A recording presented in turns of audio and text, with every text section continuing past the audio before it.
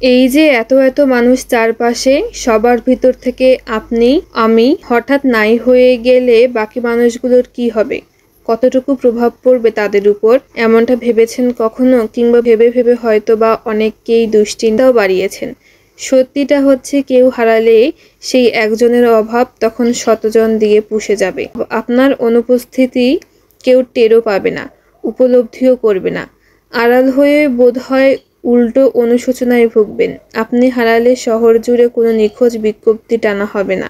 আপনাকে ঘিরে কোথায়, কেন, কিভাবে এর মতো প্রশ্নবোধক চিহ্নগুলো জাগবে না কারো মনে। এমন কেউ আছে কি যার চোখ দুটো আপনায় খুঁজে খুঁজে হয়রান হয়ে যাবে?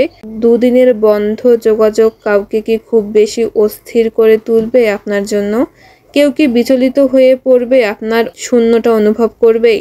সবকিছুর উত্তর না হলে বরং আপনি কেটে পড়ুন। দীর্ঘ বিরতি দিয়ে মাঝে মাঝে এসে এই স্বার্থপোষা মানুষগুলোকে দেখে যাবেন না হয়।